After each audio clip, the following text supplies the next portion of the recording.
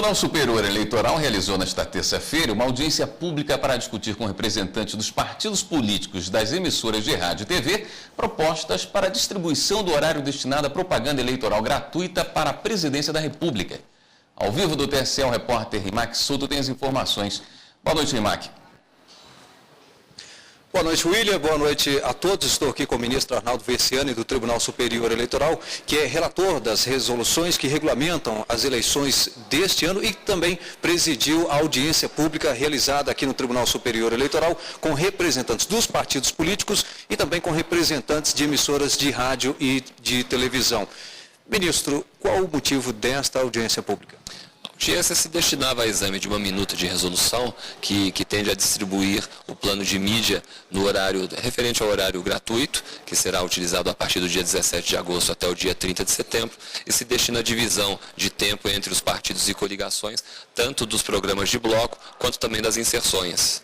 Como são feitas essas divisões das inserções e também do programa de bloco? Elas obedecem ao critério previsto na legislação eleitoral, que é de 1/3, igualitariamente entre todos os partidos e coligações, e de 2/3 de acordo com a representatividade desses mesmos partidos na Câmara dos Deputados. Esse cálculo é feito pelo Tribunal Superior Eleitoral, por exemplo, no horário de bloco, são 25 minutos de horário gratuito nas terças, nas quintas e nos sábados. Eles são distribuídos, então, esses minutos dessa forma, de acordo com esses critérios, e também as inserções diárias que serão observadas nesse período de 45 dias. Agora, ministro, essa divisão pode gerar aí sobras. E qual foi a proposta do TSE e o que foi acatado e o que será resolvido a partir de agora com relação a essas sobras? Dentre as alternativas, porque quando é calculado o tempo das inserções, essa divisão nunca ela é 100% de segura.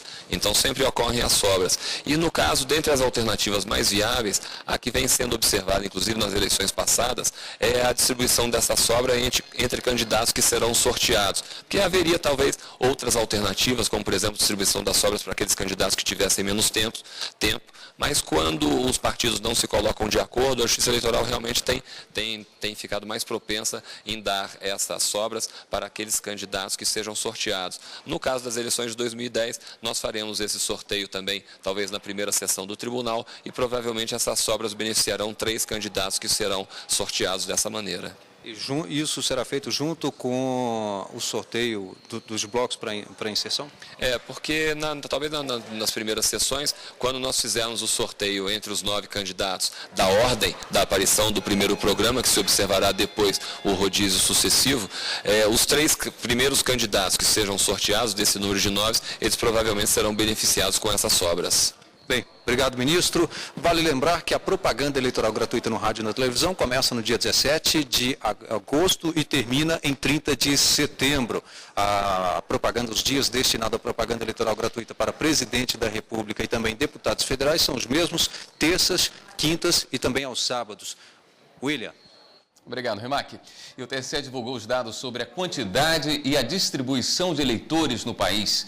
As informações devem ajudar a Justiça Eleitoral a preparar a estrutura para a votação em outubro. 135.804.433 brasileiros estão aptos a votar nas eleições gerais de outubro. Adultos entre 25 e 34 anos correspondem ao grupo com maior número de eleitores. São mais de 32 milhões de votantes e destes, a maioria é composta por mulheres. Os dados foram apresentados à imprensa pelo presidente do Tribunal Superior Eleitoral. E assim como nos últimos pleitos, as mulheres continuaram a compor a maioria do eleitorado brasileiro, correspondendo a 51,8%, enquanto os homens representam 48%. Por fim, registro que o Estado de São Paulo é o maior colégio eleitoral do país, concentrando 23,3% dos eleitores. Seguido por Minas Gerais, Rio de Janeiro, Bahia e Rio Grande do Sul. Como em todos os estados, houve aumento de quase 4% do eleitorado em relação às últimas eleições municipais em 2008. Os dados vão ajudar a Justiça Eleitoral a preparar a estrutura que vai receber os eleitores em outubro. Esse aumento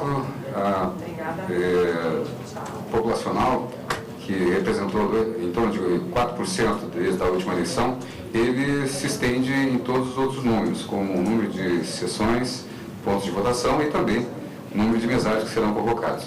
Então, certamente, o número de mesários convocados corresponderá a um aumento também de 4%.